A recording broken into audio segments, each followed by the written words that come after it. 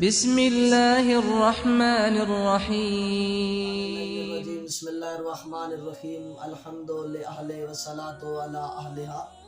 نعت علی صغیر کے فوائد کیا ہے؟ سب سے پہلے نعت علی صغیر کیسے پڑھنی ہے؟ بسم اللہ الرحمن الرحیم. نعت علی مظہر العجائب تجدہ اون اللہ کا فی النوائب کل ہم و غم سینجلی بعظمتک یا اللہ بنبوتک یا محمد بولایتک یا علی یا علی یا علی. ناظرین، یہ ہے نعت علی صغیر. اب اس کے فوائد کیا ہے؟ سب سے پہلا فائدہ، ہر حاجت پوری ہونے اور پریشانی سے محفوظ رہنے کے لیے. اگر آپ پریشان ہیں، آپ کی کوئی حاجت پوری نہیں ہو رہی، آپ کی حاجت روائی نہیں ہو رہی، آپ بہت زیادہ پریشان ہیں، تو آپ نعت علی کا وظیفہ کریں. وہ کیسے کرنا ہے؟ 110 مرتبہ آپ نعت علی صغیر پڑھیں. اس کے بعد 110 مرتبہ ایک چھوٹی سی دعا ہے، اسے پڑھیں. وہ کون سی دعا ہے؟ هو اللہ الرحمن الرحیم حسبنا اللہ و نعم الوکیل نعم المولا و نعم النصیر. اس دعا کو آپ 110 مرتبہ پڑھ کے خدا لم یزل سے دعا مانگے تو انشاءاللہ مالک آپ کی حاجت روائی فرمائے گا اور آپ کی ہر مشکل آسان کرے گا. دوسرا فائدہ کیا ہے؟ دشمن پر غلبہ اور دشمنی ختم کرنے کے لیے بھی آپ نعت علی کا وظیفہ کریں. اگر آپ کسی دشمن سے خوف زدہ ہیں، اگر آپ اس سے دشمنی ختم کرنا چاہتے ہیں، تو بھی آپ نعت علی کا وظیفہ کریں تو انشاءاللہ مالک آپ کو ہر دشمنوں کے شر سے محفوظ رکھے گا. 110 مرتبہ آپ نعت علی پڑھیں، نعت علی صغیر. اس کے بعد 110 مرتبہ ایک چھوٹی سی دعا ہے، آپ اسے پڑھیں. وہ کون سی ہے؟ یا جلیلو یا کریمو یا رقیبو یا علیو. اس دعا کو 110 مرتبہ پڑھ کر خدا لم یزل سے دعا مانگے تو انشاءاللہ مالک آپ کو ہر دشمنوں کے شر سے محفوظ رکھے گا.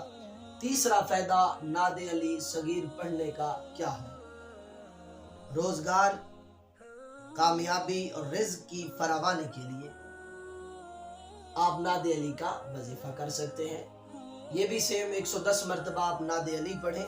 اس کے بعد 110 مرتبہ ایک چھوٹی سی دعا ہے، آپ اس کی تلاوت کریں. وہ کون سی دعا ہے؟ یا وہابو یا غنیو یا مغنیو یا علیو. یہ دعا ہے، اسے آپ 110 مرتبہ پڑھیں اور 110 مرتبہ نعت علی صغیر پڑھیں. اس کے بعد خدا لم یزل سے دعا مانگے تو انشاءاللہ مالک آپ کو رزق کی حلال وافر اور وسیع عطا فرمائے گا. چوتھا فائدہ نعت علی صغیر کا کیا ہے؟ قید سے رہائی اور مقدمہ میں کامیابی کے لیے. اگر آپ کا کوئی دوست قید میں ہے، اگر آپ خود کوئی قید میں ہے، ناحق قید میں ہے، تو آپ کا کوئی پڑوسی قید میں ہے، تو آپ اس کے لیے دعا کریں، آپ اس کے لیے ایک وظیفہ کریں. تو یہ بھی نعت علی کا ہی بہت بڑا فائدہ ہے. نعت علی صغیر آپ 110 مرتبہ پڑھیں، 110 مرتبہ. اس کے بعد 110 مرتبہ ایک چھوٹی سی دعا ہے، آپ اسے پڑھیں، پھر دعا مانگیں. وہ دعا کون سی ہے؟ لا الہ الا انت سبحانک انی کنت من الظالمین. یہ دعا مانگے تو انشاءاللہ مالک قید سے رہائی عطا فرمائے گا. پانچواں فائدہ جو نعت علی صغیر پڑھنے کا ہے وہ کون سا ہے؟ نیک فرما بردار اور عبادت گزار کے لیے بھی آپ نعت علی کا وظیفہ کریں. 110 مرتبہ آپ نعت علی صغیر پڑھیں. اس کے بعد 110 مرتبہ ایک چھوٹی سی دعا ہے، اسے پڑھیں. وہ کون سی دعا ہے؟ رب اجعلنی مقیم الصلاۃ ومن ذریتی ربنا وتقبل دعا.